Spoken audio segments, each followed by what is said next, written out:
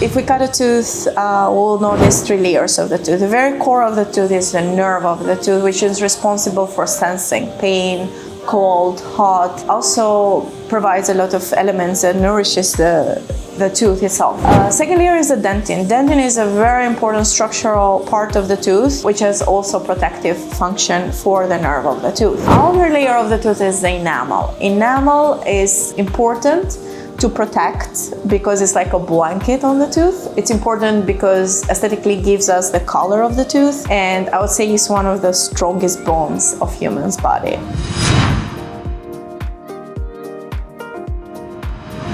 Protecting our enamel starts with the proper hygiene. Proper hygiene means using the right toothbrush and the technique of brushing, including how much force you apply on brushing, how often you brush your teeth. It's very important to brush twice a day, and the most important time is before bedtime, because during the night, the activity of bacteria in the mouth is the highest. It's ideal conditions for them to grow and develop cavities. Also, we can use proper toothpaste. For example, toothpaste that are against cavities, those have high fluoride, and fluoride get deposits on the enamel, making it even stronger. That is another way to protect our enamel. And also controlling our diet can protect our enamel, because acidic food, drinks, a lot of sodas absolutely chemically affect the tooth structure, the enamel, causing erosion.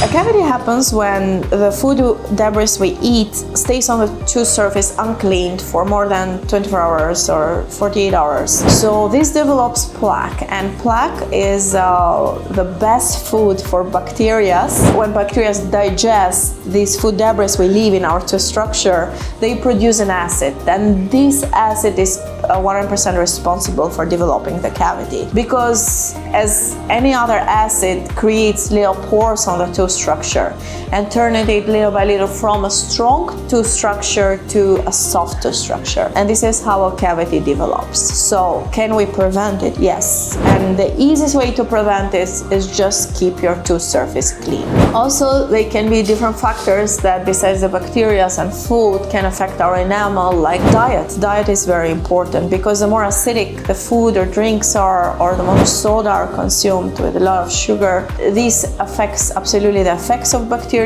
or the chemical effect on the tooth structure, because the more acidic food and beverages are, the more erosion it'll cause on the tooth surface. So it's important maybe after a very acidic food not to brush, because brushing right after will be even more aggressive, but at least to swish with water, so we reduce the time this food and drinks sit on our tooth surface. Also, enamel can be affected from different systemic disease, or for example, people who suffer from stomach acid reflux, because the stomach juice is kind of very acidic, it absolutely can affect the enamel.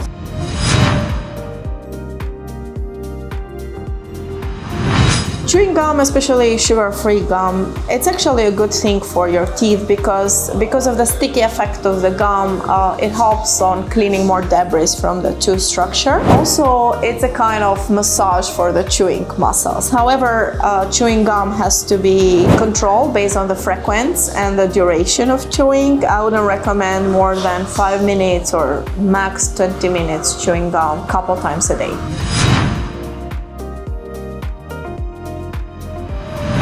It does, but it's a very short-term effect. How it affects the enamel is that the agent of whitening itself, it's a peroxide base, which if you put a tooth in a microscope, you'll notice that whitening agent creates little pores on your tooth structure. This is how the sensitivity with whitening comes, because the temperature of food and drinks start hitting the core of the tooth more directly, causing the discomfort after whitening. However, the good part after whitening is that the saliva has enough minerals in it to mineralize these little pores back very fast. I would say within a week, it's almost 100% restored. It's a very short-term effect on the tooth. If you're scared the whitening will affect your enamel, it's just a short-term effect. At the end, everything returns to normal very fast. However, it's important to consult with your dentist whether you qualify for whitening or not, because there are a few cases where whitening can worsen your tooth situation.